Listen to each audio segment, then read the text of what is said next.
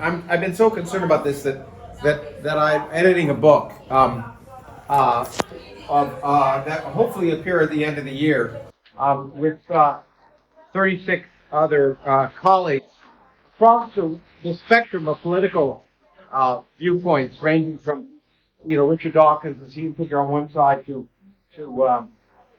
Jordan Peterson on the other side, all writing different aspects of the concern about what's happening in academia and to open inquiry. And so I just want to give you some perspective on what's going on and why I'm so concerned about this. And none of this has to do with traditional religion; it has to do with secular religion. And in way back before some of you were born, I was an assistant professor at Yale, and we used to laugh because down the hill, physics was up on a hill, and which is appropriate, and the rest of the university was down the hill, and particularly the English department, and there was a big thing called deconstructionism and postmodernism that was going on in the English department at Yale. We all laughed and said it's never happened in science, because at least we have objective intellectual standards, unlike the English department. And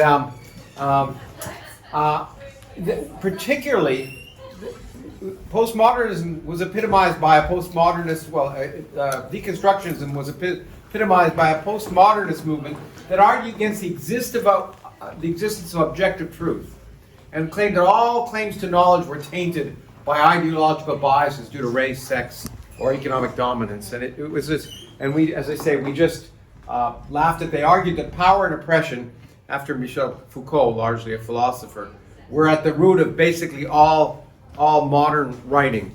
And as I say, we felt content and happy that we were insulated from that kind of nonsense. So that was in the 1980s. And in fact, one of the people, in 1996, you may remember Alan Sokol, who now lives in England, by the way, published a very famous spoof paper to show how bad it was in the social sciences. Mm-hmm. He published a spoof paper in the Transformative Hermeneutics of Quantum Gravity. And it was just absolute nonsense. This is a sample of the text. Most recently, feminists and post-structuralist critiques have demystified the substantive content of mainstream Western scientific practice, revealing the ideology of domination concealed behind the facade of objectivity. Physical reality, no less than social reality, is at the bottom a social and linguistic construct. Scientific knowledge reflects and encodes the dominant ideologies and power relations of the culture that produced it. The scientific community cannot assert a privileged epistemological status with respect to counter-hegemonic narratives emanating from distant or marginalized communities. It was just gobbledygook back in 1996. Now it's the norm, and I want to show you what's happened. So this is some stuff that's come out in scientific journals.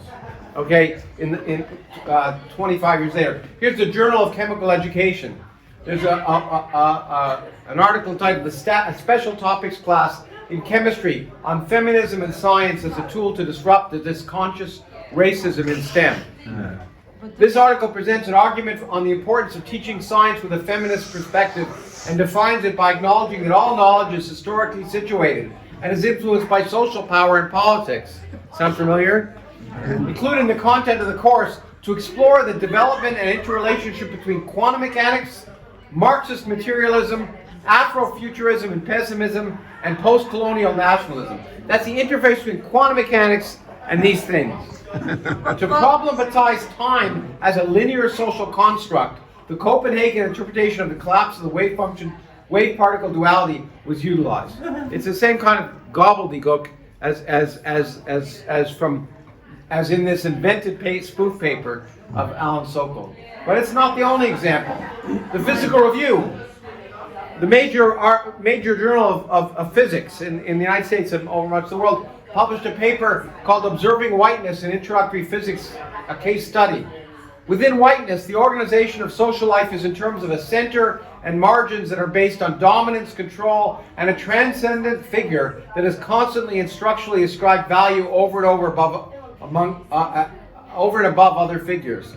Among the groundbreaking discussions in this paper were the claim that entangled with the above use of whiteboards as a primary pedagogical tool, they also play a role in reconstituting whiteness as a social organization. So whiteboards are part of white supremacy. They collaborate with white organizational culture where ideas and experiences gain value, become more central when written down on whiteboards. And this is in the physical view. This isn't in social choice. It's not the onion. A paper presented at the Joint Mathematics Meeting, which was in Boston in 2023. It's the largest math congress in the world. Undergraduate mathematics education as a white, cis, hetero, patriarchal space and opportunities for structural disruption to advance queer, I guess it's queer or social color justice. It doesn't really matter whether there's an oven or there, it's still nonsense. Yeah. The National Academy of Sciences awarded one of their highest awards for science communication to a physicist whose writing included the article, Making Black Women Scientists Under White Empiricism, the Racialization of Epistemology in Physics. And here's a quote for this. Black women must, according to Einstein's principle of covariance, have an equal claim to objectivity regardless of their simultaneously experiencing intersectional axes of oppression. Okay? And this is published. This is straight out of Alan Sokol, but this is what we're seeing now. So this first part of the incursion of these notions of constant oppression and victimization, which are irrelevant to physics, are now, and various other parts of the hard sciences, are now making incursions in the actual scientific literature. That's the first problem. Woke science is an oxymoron. Okay? Science is science. Just like my friend Tim Minchin, I was just seeing Matilda the other day. I always like going to see it. And Tim Minchin is a wonderful songwriter and atheist, among other things. And he has a great tone poem called Storm, which you should look up on YouTube. It's an 8-minute tone poem where he points out to this woman over dinner that alternative medicine that works is got a name. It's called medicine. And woke science is just an oxymoron. It makes no sense. Science is science. It would simply be comic nonsense, but it's being played out in the context of an academic and scientific system that's being corrupted and stifled by ideology right now. Therein lies the tragedy. Okay, Lawrence Summers, who was forced out from the presidency of Harvard a long time ago for making at the time a claim that he was trying to understand why there were more male mathematicians than female mathematicians, and he made a supposition, which may be wrong or not, but it was sufficiently offensive that he was removed from it. But his point is very important. Universities need to abandon the concept that they have a central role in moral education. They don't. They have a central role in education. It's not up to them to infuse in students a morality, except perhaps for an adherence to truth, critical thinking, and open dialogue. And all of those things are now going away. Now, David talked about the violation of legal rights in the individuals who work at the Creation Museum, which I visited, and I debated Ken Ham actually on the O'Reilly show many years ago. And people have to sign these things saying they believe the Earth is 6,000. Same thing happens in universities now. It's a different thing, but you have to sign things. Several years ago, one began to see additional criteria in advertisements for faculty openings. A recent Cornell ad put it, also required is a statement of diversity, equity, and inclusion, describing the applicant's efforts and aspirations to promote equity, inclusion, and diversity through teaching, research, and services. Sounds good, but if you made a statement saying, I'm colorblind, I treat everyone the same, that you'd be immediately eliminated from the job search. To show how actively you were trying to overcome systemic racism in science. And in 2021, I did a study of the 25 most recent advertisements for junior faculty that appeared in Physics Today at the time, from research institutions like Caltech to liberal arts colleges like Bryn Mawr, and even in areas as esoteric as quantum engineering and theoretical astrophysics. 24 required applicants to demonstrate an explicit active commitment to the DI agenda. So you're a string theorist, a mathematical physicist. You have to show how your work actively contributes to combating racism, or sexism, or any other ism. Okay? The Life Sciences Department, it gives you an example of what happens here. In California, Berkeley, their universities have created these huge DEI infrastructures that now control the universities, and in many cases control hiring. And so now when you're applying for a faculty position, say at the University of California, Berkeley, this was a few years ago, 2018, 2019, people would submit their research proposals and their research experience, which is normally what you might expect to do if you're applying for a faculty job. But you also had to submit a statement about your active interest throughout your career in overcoming systemic oppression and white supremacy, etc., etc. And before the biology department could read any of the applications, they were first vetted by this group of DEI. 76% of the applicants were rejected on the basis of their DEI statements. They weren't strong enough. DEI? What? Diversity, equity, inclusion. They were rejected on the basis of those statements. They weren't strongly enough supporting this, or at least whatever, or they hadn't shown that throughout their whole life and their research, that their research had contributed to this, before they even got to looking at their research statements. There's some good news. Changing. MIT just discontinued the use of diversity statements, but many places still have them. And then of course there's now, in some places like Canada, where I happen to live now. So here's the Canada Research Council chairs are the highest government-sponsored endowed chairs for faculty. They're meant to, years ago, they were created to try and bring expatriate Canadians and others back to Canada to study. So this is a chair in climate change, water, assistant professor in the faculty of environment. They're seeking an exceptional scholar. Okay, good. But in the case of an exceptional candidate, appointment at the rank of associate professor will be considered. Great. This call is open only to qualified individuals who self-identify as women, transgender, non-binary, or two-spirit. If you don't know what two-spirit is, look it up. Yeah. So you have to be an exceptional scholar, but if you happen to be male, forget it. Don't you have equality laws in Canada? What? Don't you have equality laws in Canada? No, in Canada you're explicitly allowed to discriminate as long as you do it in favor of groups that have traditionally been marginalized. Isn't it? In the United States, it would be impossible to do it explicitly, although implicitly it's done all the time in the United States. Yeah. And having been on many appointments. Queen's University recently advertised for a research chair in geotechnical engineering, open to applicants of any race, as long as they self-identify as women. McGill University, an ad for a 10-year track position indicated that a demonstrated relevance of the candidate's work to addressing anti-black racism or systemic inequities will be regarded as an important asset. Background in critical race theory is desirable but not required. What was the department? Was it social studies? Was it history? No, it was computer science. Okay? This is how extreme. In Australia, the National Medical and Health Research Council will award half of its research grants for researchers at mid-career and senior level to women and non-binary applicants. Okay, that sounds okay. But in spite of the fact that only 20% of the proposals come from women. Okay? So, well, you can do the math. Scientific administration. Talking about choosing the best people to administer science, okay? And I did my PhD at MIT and was there for a long time and continue to have connections.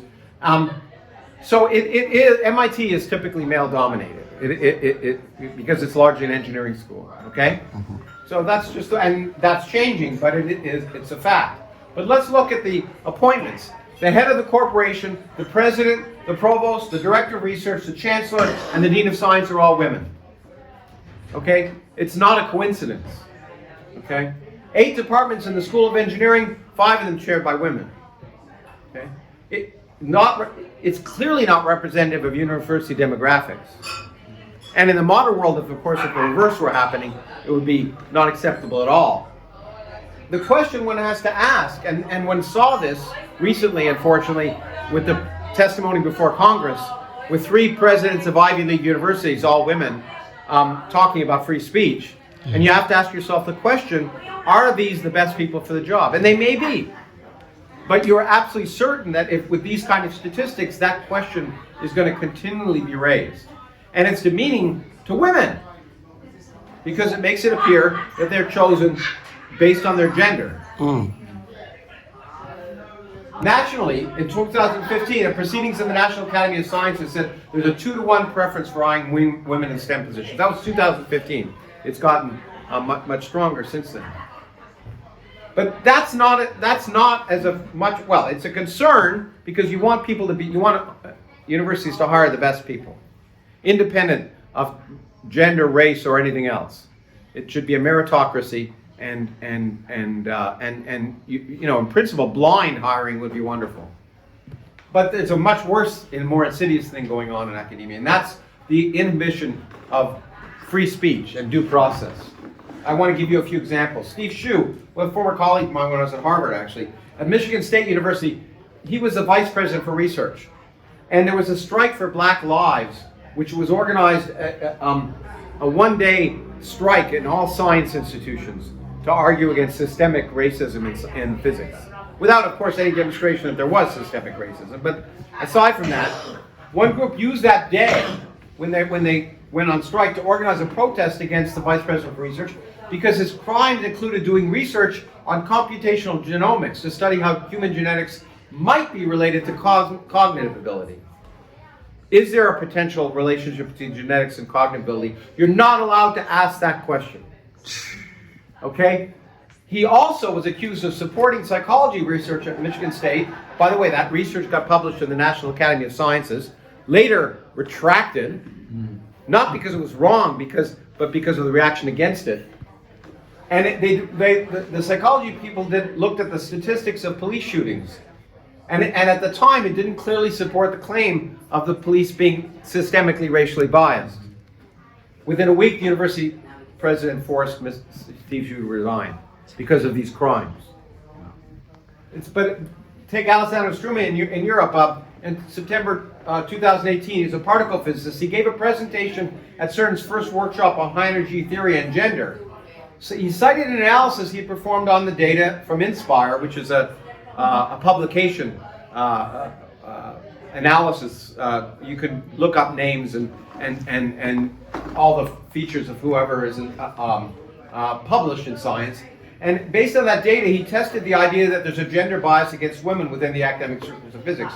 He claimed that the results suggest that the male rather than female scientists were victims of discrimination, whether or not his data was right or wrong.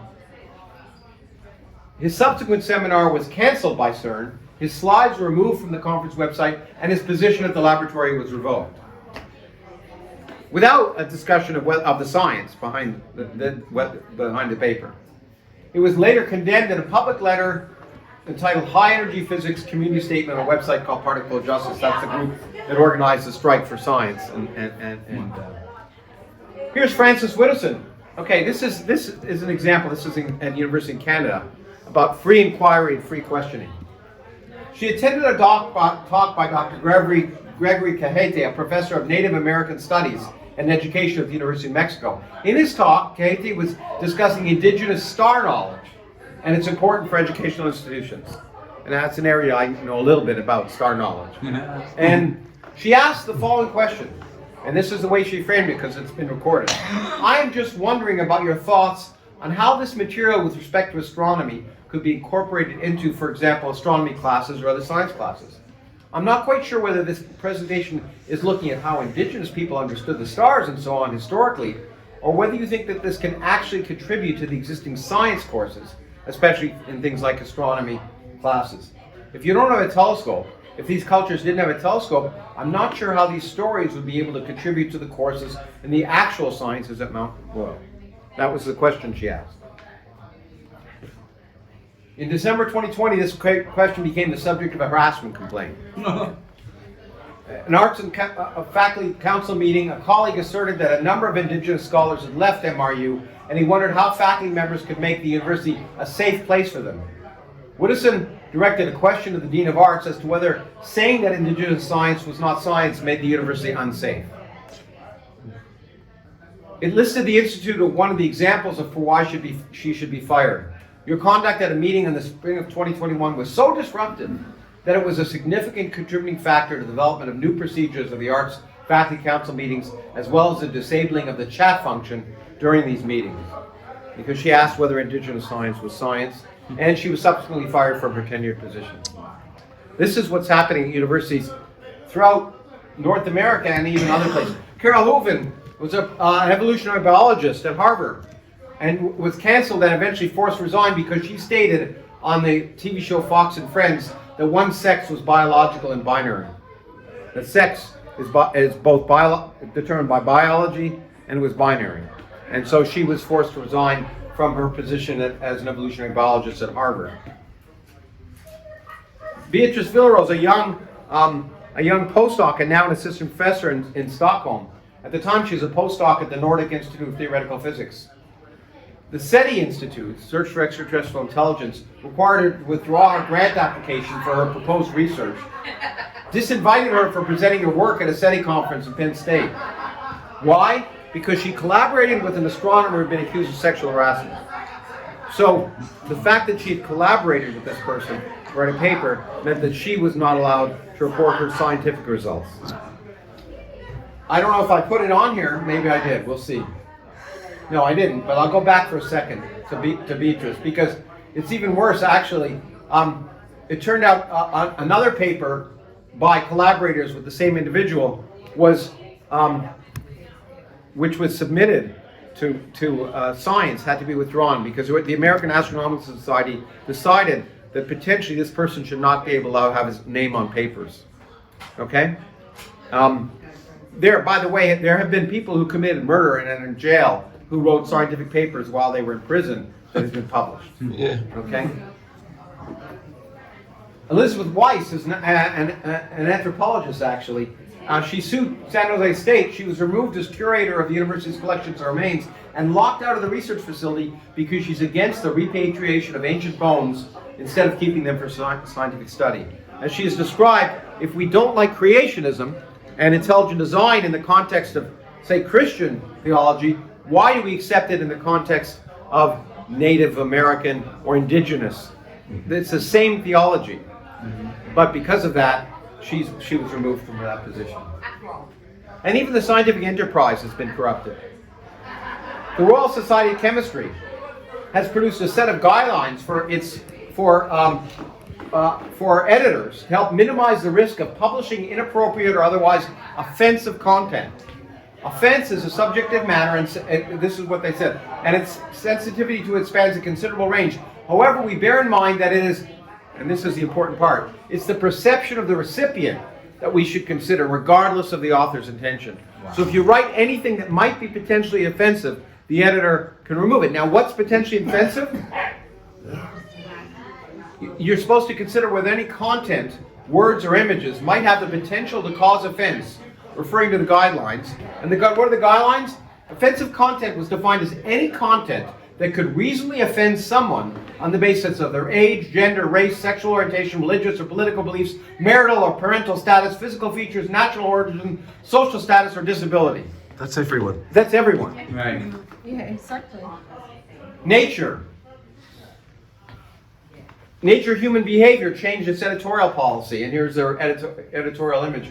And the editor said, some argue that we should evaluate research only on the basis of its scientific soundness and merit. I disagree. The new policy says individuals and human groups can be harmed not just through participation in research, but also indirectly by research that's about them. Any research that presents any results that might stigmatize any human group, whether the research is correct or not, should not be published because it might offend people. So merit and scientific soundness are no longer the criteria for the Nature journal, Nature Human Behavior. It's political correctness. Journal will reject articles that might potentially even inadvertently harm those individuals or groups most vulnerable to, quote, racism, sexism, ableism, or homophobia. So even if there's the potential to harm, then the journal will reject it. Royal College of Physicians and Surgeons in Canada. It's a CanMeds project for medical education. And so, you know, this is your doctors in Canada. What they're really, you know, you might want them to learn medicine, but what they're really going to learn is the central values such as anti-oppression, anti-racism, and social justice, rather than medical expertise. Those should be the priorities in educating doctors. In mathematics, there was a white paper produced in California, a pathway to equitable math education, funded by the Gates Foundation, among other places. And here was some of their, and also Lawrence Hall of Science at UC Berkeley. Here were some of the recommendations. The concept of mathematics being purely objective is unequivocally false. Whoa. We see some white supremacy culture show up in the mathematics classroom, even as we carry out our professional responsibilities. We see white supremacy culture in the mathematics classroom can show up when, and here's examples of white supremacy. There's a greater focus on getting the right answer than understanding. Students are required to show their work in standardized ways. That's also white supremacy. And independent practice is varied over teamwork or collaboration. Math is taught as a linear fashion, and skills are taught sequentially. Another example of white supremacy. Indigenous science. In New Zealand, and you may know this story, the Ministry of Education implemented a policy that Maori ways of knowing would have equal standing with Western science and science classes. Yeah. 2 members of a group of scientists who publicly questioned the scientific rationale for this policy were investigated for removal by the Royal Society of New Zealand, and 2 members were removed from teaching evolution classes at the University of Auckland because they questioned whether this was appropriate. So, the bad old days, that's now. When political and subjective moral goals are imposed on the process and governance of science, even if they're well motivated, they distort and stifle the search for knowledge. Social justice goals at the root of the problems here are well motivated. You know, equality is a well motivated ideal, but they do harm when they're implemented in the ways they're being implemented. Historical examples elsewhere, from Lysenko and the Stalinist campaign against genetics to the Nazi condemnation of Jewish science, provide us with fair warnings of the consequences of imposing political ideology on the functioning of science. Cultural revolution as well. Okay. But let me take you to the good old days, which is a long time earlier, to give an example of that it wasn't always this way. Anton von Leeuwenhoek, who invented the microscope, basically, he discovered the existence of spermatozoa in semen. And he was concerned that communicating his new results might cause offense. So he put it, when communicating his results to the President of the Royal Society for publication, if your lordship should consider these observations may disgust or scandalize the learned, I earnestly beg your lordship to regard them as private and to publish them or destroy them as your lordship sees fit. Fortunately for the progress of biology, his lordship wasn't concerned about causing offense, and his very fundamental results became one of the establishments of modern biology. So I just want to indicate that at one time, causing offense, asking sensitive questions was allowed. It was allowed back over 200 years ago, even more, 300 years ago. We are living in a time now where universities, in the West in particular, are moving not just to have political ideologies, whether motivated, well motivated or not, but political ideologies determining the function of science. But more importantly, in my mind, the ability to ask questions is being stifled. And when you stop asking questions, the progress of science and scholarship ends. And we are living in dangerous times, and none of this has to do with theology. Yeah.